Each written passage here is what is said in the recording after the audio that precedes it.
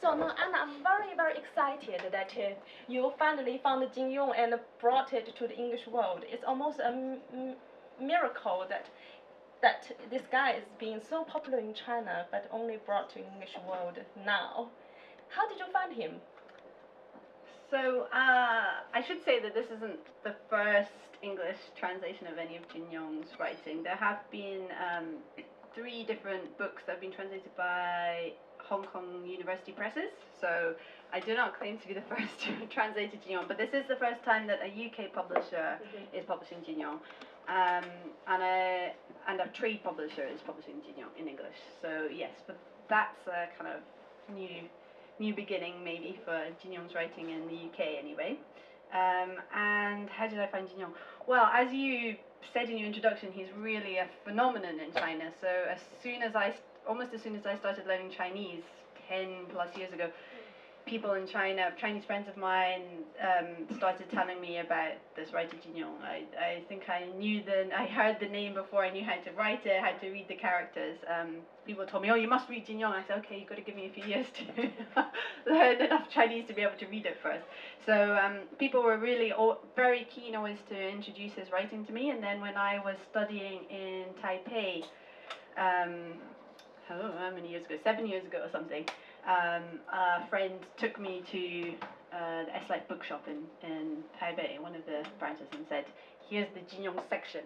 Right. He was like, here are the yeah. many like shelves. This is Jin Yong. I was like, okay, wow, a bit intimidated. But yeah, I think that's the first time I really sort of registered just how many books he's written. He's 15 books, but those come in volumes, and just quite how popular he is. So you before Jin Yong, you translated some of the complementary literature work. You translated Under the Hawthorn Tree, which is actually a quite famous book.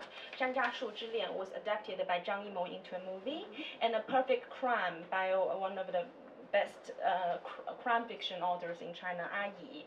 So how is Jin Yong different? Obviously, Jin Yong is quite different. And how did you, when you started to translate Jin Yong, how did you decide? How did you persuade yourself? I'm gonna commit to this epic work, which may never end. So as you point out, the other books I've translated before are kind of squarely in a contemporary Chinese fiction. They've Under the Hawthorn Tree was originally written online. It was a sort of online novel, so the language was quite sort of straightforward. It was quite a commercial book. And Ai's writing is, I would say, more sort of poetic and literary, but he's very much a sort of contemporary. He's using contemporary Baihua, contemporary vernacular Chinese. Jin Yong's writing, he has, as I'm sure many of you who've read him before in Chinese know, his writing is sort of connected to, I would say, classical vernacular.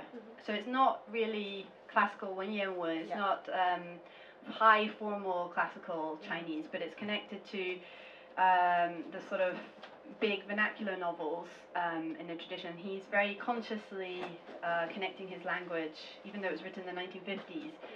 This is long after the kind of vernacular movement in China, which was in the sort of 1910s, 1920s. So Jin Yong was making a conscious kind of attempt to connect himself to a tradition of Chinese writing. Of course, trying to bring that into English is a challenge. It's a challenge, because basically there is no way to create an English that has the equivalent connections or feelings and I was very conscious of the fact that I didn't want to make Jin Yong sound too archaic or kind of formal in English, because actually when you're reading him in Chinese, it's fun and fast.